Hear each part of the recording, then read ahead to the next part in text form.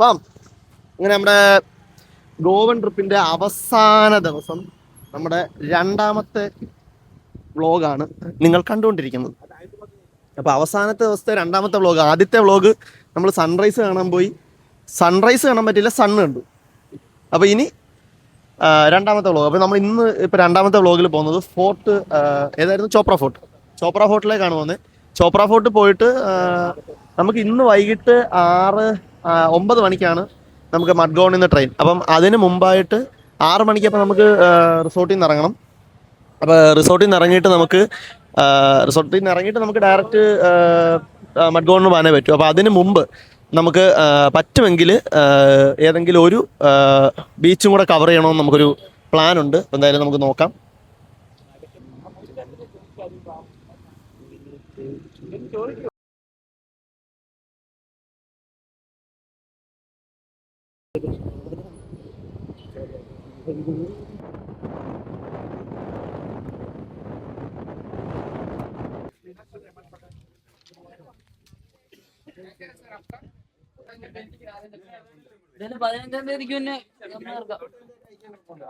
എന്ത് 15-ാം തീയതിക്കുമ്പോ സ്പ്ലിറ്റോ?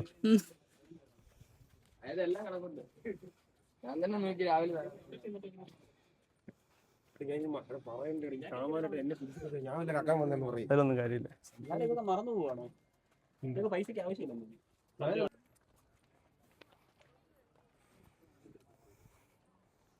താഴെയാണ് നമ്മൾ വണ്ടി പാർക്ക് ചെയ്തത്. നമ്മൾ നടന്നു കയറുക.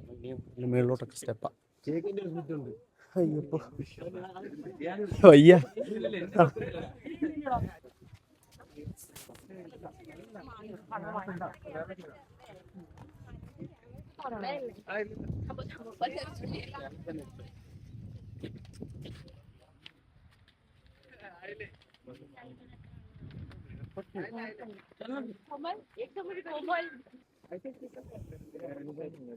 ഈ മല കയറാൻ ഇത്ര ആൾക്കാരും ഇല്ലേ?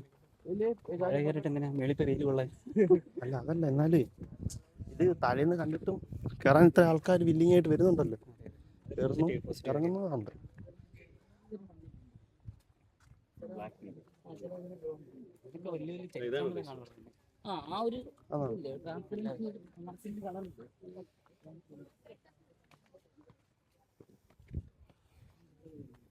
എനിക്ക് നമ്മൾ ഈ മലയാളികൾക്ക് ഉള്ളതെന്ന് തോന്നി ഇങ്ങനെ ഇതൊന്നും കയറാൻ. ഏതാ ഫോർട്ടുകളോടും ഈ പറയുന്ന ഈ മല കയറാനൊക്കെ താല്പര്യം ഇല്ലാത്ത നമ്മൾ മലയാളികൾ. നമ്മളെ കൂടുതൽ അമ്പലങ്ങളാണ് ഫോക്കസ് ചെയ്യുന്നത്. പഴനി പോവുക, നാലമ്പലം അല്ലേ? അല്ല, ഇതൊന്നും വേണ്ടെന്നല്ല നമ്മൾ പറയുന്നത്.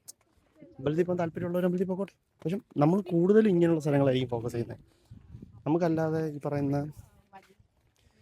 ഇങ്ങനത്തെ സ്ഥലങ്ങളോ മല കയറാനോ അങ്ങനെയുള്ളതൊന്നും താല്പര്യമില്ല. ഫിസിക്കലി ഭയങ്കര അൺഫിറ്റ് ആയിട്ടുള്ളൊരു രീതിയിലേക്ക് നമ്മൾ പോകുന്നുണ്ട്. എനിക്ക് പലപ്പോഴും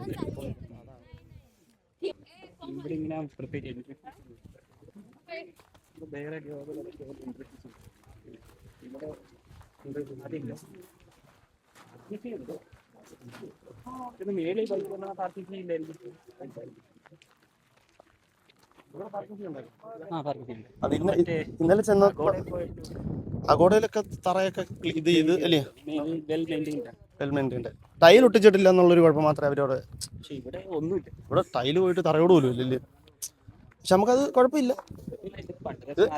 അതെ, എന്നിട്ട് തന്നെ അവരത് അങ്ങനെ മെയിൻറ്റെയിൻ ചെയ്യുന്നല്ലോ എന്നുള്ളതാണ് വലിയ കാര്യം. നമ്മൾ അംഗീകരിച്ചു കൊടുക്കേണ്ട ഒരു കാര്യം. മേ ബി ചിലപ്പോൾ അതുകൊണ്ടായിരിക്കും ഇവിടെ പാസ് ഇല്ലാത്തടേ.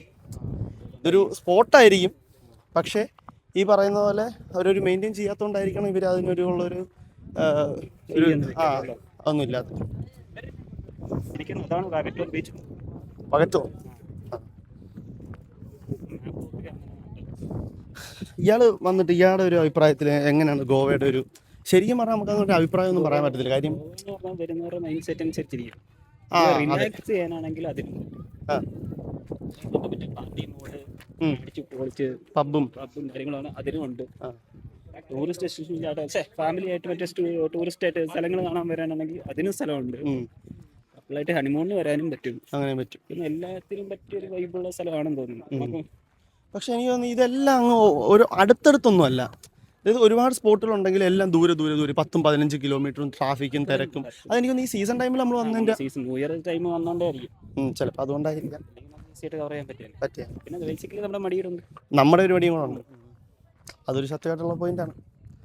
എന്നാലും നമ്മൾ അത്യാവശ്യം സ്ഥലങ്ങളൊക്കെ നമ്മൾ കവർ ചെയ്തു. ഉള്ള സ്ഥലങ്ങൾ മര്യാദയ്ക്ക് നമ്മൾ എൻജോയ് ചെയ്തു. ആ സ്പോട്ടിൽ ഒരു സിനിമ ഷൂട്ട് ചെയ്തിട്ടുണ്ട്. ഏതാ സ്ഥലത്തോ? ഏത് സിനിമ അറിയാം?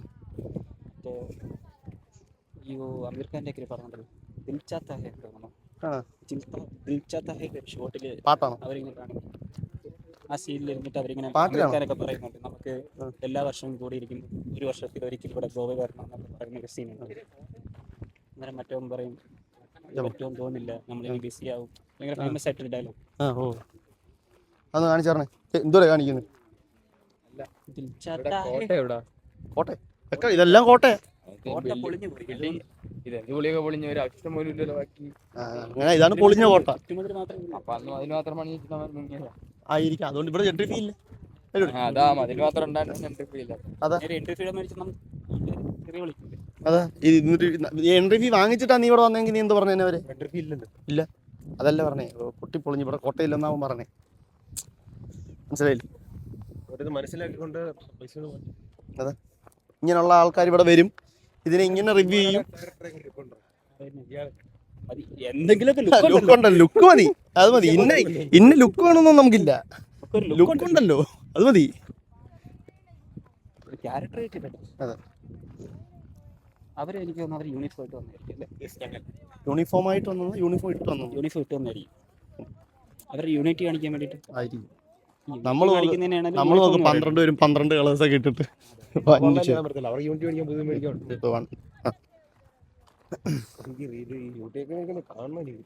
ആരെ നമുക്ക് ഏതെങ്കിലും ഒരു ഒഴിഞ്ഞ സൈഡിൽ മേളിൽ കയറാൻ പറ്റും. മേളിൽ കയറിയിരിക്കണം.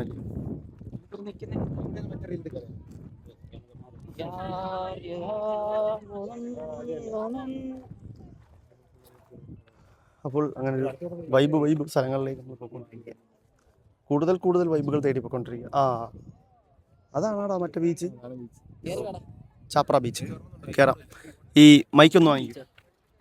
ചാപ്ര എന്നല്ല പറഞ്ഞു, ചോപ്ര. ഓ ചോപ്രയാണ്. ഇത് പിടിച്ചോ. എന്റെ ചാപ്രി ബീച്ച്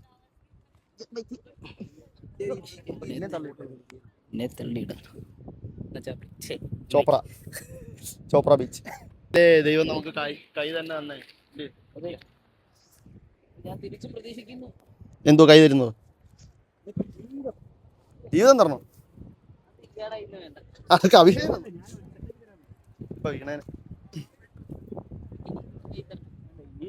ഈ കാട് കാണാം. ഇനി ഇവിടെ നിന്നാ പറയുന്നത്. ഓ അങ്ങോട്ട് നോക്കൂ. അതായത് എന്ത് മണ്ണലാറണ്ണീന്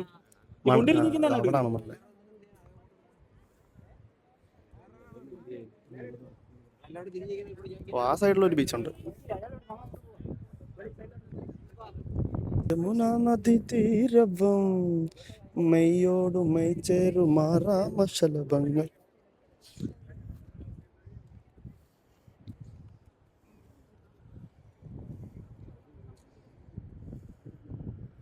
ഇഷ്ടപ്പെടാത്ത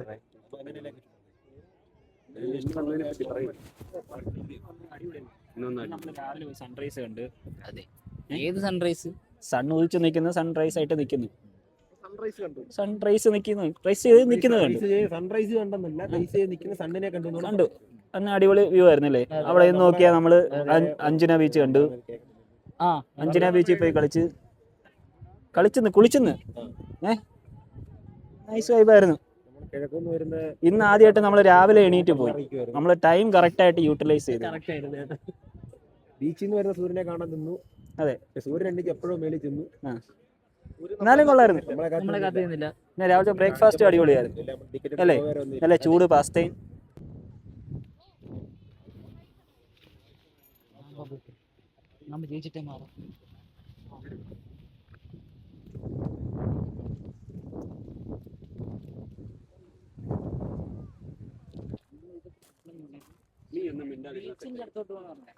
മരയുടെ മേടിച്ചുണ്ട് കയക്കും പിടിക്കണമെന്ന് പറഞ്ഞു. ഞാൻ പറഞ്ഞതിൽ എന്തെങ്കിലും തെറ്റുണ്ടോ? എന്തോ പറഞ്ഞു?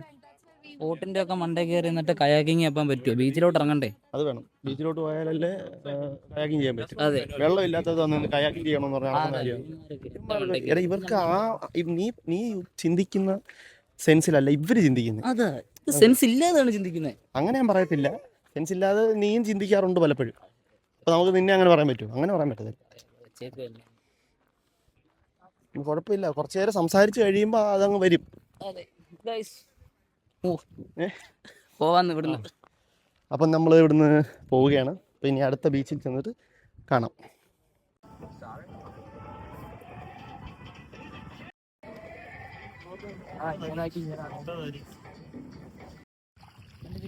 അല്ല വണ്ടി ഈ സൈഡിലോട്ടൊന്ന് തിരിക്കും. കയറി വേണേ കണ്ണണ്ണ.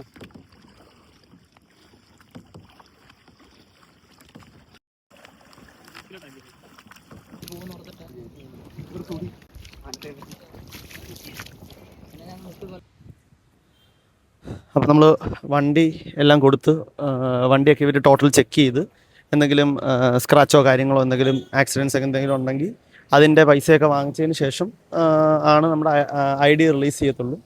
നമ്മുടെ വണ്ടിയെല്ലാം ചെക്ക് ചെയ്തു, പ്രശ്നങ്ങളൊന്നുമില്ല. നമ്മുടെ ID റിലീസ് ചെയ്യണം അവർ. അപ്പോൾ ID വാങ്ങിച്ചു. അപ്പം നമ്മൾ കയാക്കിങ്ങും അതേപോലെ തന്നെ ബീച്ചിലും ഒക്കെ പോയിട്ടുണ്ടായിരുന്നു. ബാഗ ബീച്ചിലും പോയിട്ടുണ്ട്. അതിൻ്റെ വിഷ്വൽസും കാര്യങ്ങളെല്ലാം ആഡ് ചെയ്തു. അതൊരു ഫുൾ വ്ളോഗായിട്ട് എടുക്കാൻ പറ്റിയില്ല.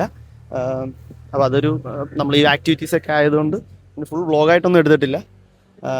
അപ്പം ഗോവൻ സീരീസ് നമ്മുടെ ഈ വ്ളോഗോടുകൂടി നമ്മൾ തീർക്കുകയാണ്. ലാസ്റ്റ് വ്ളോഗാണ് ഗോവൻ സീരീസിൻ്റെ.